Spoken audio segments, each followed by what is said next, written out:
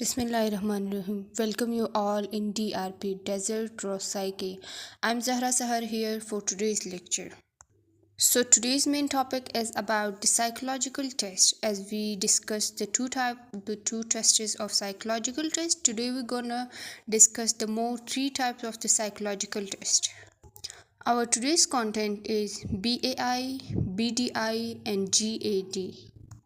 Till the last of lecture, we're gonna cover these three tests. So let's move towards our first content, that is BAI, Beck Anxiety Inventory Test. So let's define what is anxiety. Anxiety is a feeling of anxious, tension, worried and physical changes like increased blood pressure etc. Anxiety किसी भी patient किसी भी इंसान को जब कोई बहुत ज़्यादा टेंशन हो रही है, वरीनेस है, एंशियस फील कर रहे हैं, उसे हम एंजाइटी कहते हैं। और यही BAI Beck anxiety inventory test दरअसल में इसी एंजाइटी को ही मेजर करते हैं। इसे एरोन टी बेक ने इंट्रोड्यूस करवाया। It is a self-reported questionnaire where the patient or the person have to respond themselves. In this questionnaire, there are 21 items. International age of this questionnaire is 18 plus, but Pakistani age is 15 plus, यानी 15 साल से बड़े लोगों के लिए हम यही BAI इनके एंजाइटी को मेजर करने के लिए हम BAI इस्तेमाल कर सकते हैं। इस क्वेश्चनायर के जो 21 आइटम्स, हर आइटम्स के 4 लिकर्ट स्केल होते हैं, 0 to 3 होते हैं, 0, 1, 2 एंड 3। हमारे पास जो अभी हम दिखाएंगे वो एक उर्दू वर्जन ऑफ BAI है और इसका कट ऑफ पॉइंट 7 है। What do we mean by cut off? Cut off mean यानी वो पॉइंट जिस पॉइंट से ऊपर वाले नंबर्स को हम नॉर्मल नहीं कह सकते, यानी कट ऑफ पॉइंट वो फाइनल पॉइंट है जहाँ तक अगर किसी की स्कोर आ गए है तो उसे हम नॉर्मल कह सकते हैं। So next slide is this is the questionnaire of BAI। जैसे मैंने पहले भी बताया कि हमारे पास उर्दू वर्जन है, ठीक है। ये BAI के उर्दू वर्जन है जहाँ पे बहुत से क्वेश्चंस आस्क किए गए हैं और उसके सामने कभी नहीं, कभी कभार, ज़्यादा वक्त, बहुत ज़्यादा इसके ऑप्शंस दिए गए हैं। तो किसी भी पेशेंट को ये क्वेश्चनायर दी जाती है, वो इनमें से पढ़ के अगर इसको ये फीलिंग बहुत ज़्यादा महसूस हो रही है तो वो बहुत ज़्यादा लिखेंगे। अगर कभी कभार अगर ज़्यादा औकात हो रहे तो ज़्यादा वक्त, अगर कभी कभार मतलब 50-50 का है तो वो कभी कभार, वरना अगर नहीं ये फीलिंग्स उनको नहीं आ रहे तो वो कभी नहीं का ऑप्शन लगा देंगे। कभी नहीं यानी 0, कभी कभार 1, ज़्यादा औकात 2 और बहुत ज़्यादा 3। जी, तो जब पेशेंट या फिर कोई पर्सन इसको फिल कर दे, इस क्वेश्चनर को कंप्लीट फिल करे, उसके बाद आते हैं स्कोरिंग पे कि इसके स्कोरिंग कैसे की जाती है। स्कोरिंग में हम क्या करते हैं कि उसके स्कोर्स को हम सम अप करते हैं, जैसे कि अभी वाली स्लाइड में दिखाया गया है कि फॉर एग्जांपल अगर उसने क्वेश्चन नंबर 1 का उसने 1 ऑप्शन लगाया, क्वेश्चन नंबर 2 का इसने 3 लगाया, क्वेश्चन नंबर 3 का इसने 2 लगाया है और क्वेश्चन नंबर 4 का इसने 0 यानी कभी नहीं का ऑप्शन टिक किया है, तो ऐसे ही हर एक नंबर्स को हम क्या करेंगे, सम अप करेंगे। जैसे कि 3 हो गया, 2 के साथ 5 और 1 के साथ 6, मतलब टोटल इसका स्कोरिंग हो गया 6 का मतलब है वो फिर हम बाद में उसके रिजल्ट में देखेंगे। जी, next slide is 8 the number of selected options. Scoring range will be from 0 to 63, यानी हर ऑप्शंस के नंबर्स को हम ऐड करते जाएंगे और 0 to 63 का टोटल स्कोरिंग होता है और इसमें रेंजेस है। अगर 0 से 7 तक के स्कोर किसी पर्सन ने गेन किया है तो वो नॉर्मल है, अगर 8 से 15 तक की है तो वो माइल्ड है, मतलब माइल्ड एंजाइटी उसमें है, मतलब थोड़ी बहुत एंजाइटी उसमें है। 16 to 25 अगर उनकी स्कोर आ गई है तो मॉडरेट एंजाइटी है, जबकि 26 से ऊपर तक जितनी भी 63 तक जितने भी स्कोर उसने गेन की हो तो वो सीवियर एंजाइटी का शिकार होता है। इसी तरह हम उनके रिज़ल्ट फाइनलाइज करते हैं। تو رپورٹ لکھنے کے لیے ہمارے پاس ایک پیٹرن ہوتا ہے جسے ہم BTI میں ڈسکس کریں گے. BAI اینڈ BTI دراصل میں ہوتا سملر ہی ہے، بس ایک میں انزائٹی میجر کرتے ہیں اور دوسرے میں ڈپریشن میجر کرتے ہیں. تو بھی ہم ڈسکس کریں گے BTI back depression inventory test. Back depression کو فرسٹلی ہم ڈیفائن کریں گے. What is depression? In psychology a mood اور emotional state that is marked by feeling of low self worth اور guilt and a reduce ability to enjoy a life. یعنی کسی بھی بندے کی جو نارمل لائف ہے اس کو ڈسٹرب کرتا ہے یہی depression. So, BTI Beck Depression Inventory Test is invented by Aaron T. Beck and his friends in 1961. اس میں بھی وہی 21 آئٹمس ہوتے ہیں اور یہ بھی as it is self reported ہوتے ہیں. ان میں 3 ورژنس ہوتے ہیں: 1961, 1978 اور 1996 میں ان کی ورژنس آ گئی تھی. لیکن جو پاکستان میں ابھی تک استعمال ہو رہا ہے وہ 1961 والے ورژن ہی استعمال ہو رہے ہیں.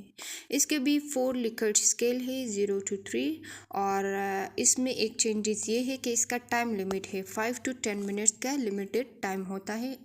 ہمیں پیشنٹ کے ٹائم کو لمٹ کرنا ہے، ان کے ٹائم کو میجر کرنا ہے، اسے نوٹ کرنا ہے کہ ان کے ٹائمز کو. اس کا کٹ آف پوائنٹ ہوگا 14، یعنی 14 سے اوپر، یعنی 15 سے نارمل نہیں ہوگا. 14 تک کے اسکور کو ہم نارمل کہہ سکتے ہیں. اب آتے ہیں کویسچنائر کی طرف. BTI کا کویسچنائر ہے. فرسٹ ہے سیڈنس اور اس میں 4 آپشن دی ہے کہ I don't feel sad, I feel sad so much of time, I am sad all the time, I am so sad اور unhappy that I can stand it. اسی طرح سے 21 آئٹمس ہوتے ہیں اور انہی 21 آئٹم میں ہم اپنے آپشن سلیکٹ کرتے جائیں گے اور ان میں اسکورنگ بھی ایز اٹ از BAI کی طرح ہی ہوتے ہیں. جیسے کہ اگر کویسچن نمبر 1 میں اس میں 2 سلیکٹ کیا، کویسچن نمبر 2 میں اس نے 0 سلیکٹ کیا، کویسچن نمبر 3 میں اس نے 1 سلیکٹ کیا. اسی طرح ہم کیا کریں گے، 2 کو 3 کو 1 کو اسی طرح ہم ایڈیشن کرتے جائیں گے. جب ہمارے پاس ٹوٹل آئے گا تو ہم اسے رینجز میں دیکھیں گے. اگر 0 سے 13 تک کے اسکورس آ گئے تو دیٹ از نارمل. اگر 14 سے 19 تک کے اسکورس آ گئے تو مائلڈ ڈپریشن. 20 to 28 آ گئے تو ماڈریٹ ڈپریشن اور اگر 29 سے 63 تک آ گئے تو وہ سیویئر ڈپریشن کا شکار ہیں. اب آتے ہیں رپورٹ بنانے کی طرف کہ ان کے رپورٹ کارڈ کیسے بنتے ہیں. BAI بیک انزائٹی انوینٹری کا بھی اور بیک ڈپریشن انوینٹری کا بھی. جیسے کہ یہاں پہ ہے دا بیک ڈپریشن یا پھر back anxiety inventory is a consequence of a question develop to measure the intensity, سیویئرٹی and depth of depression in patient with a psychiatric diagnosis. یہاں پہ ان کی سیویئرٹی، ان کی انٹینسی کو، ان کے ڈیپتھنس کو یہ میجر کرتا ہے، چاہے BAI ہو یا پھر BTI ہو. اس کے بعد ہمارے پاس رزلٹ ہے اسکیل ہم نے کون سا یوز کیا. اگر BAI کا یوز کیا ہے تو ہم BAI لکھیں گے، اگر BTI کا یوز کیا ہے تو ہم BTI ہی لکھیں گے. اس کے رائے اسکورس مطلب اس نے ٹوٹل کتنے اسکورس کیے ہیں. جیسے کہ BAI میں اس نے 6 اسکورس کیے تھے اور BTI کا لائک سپوز اگر اس نے 35 کا اسکورس کیا ہے.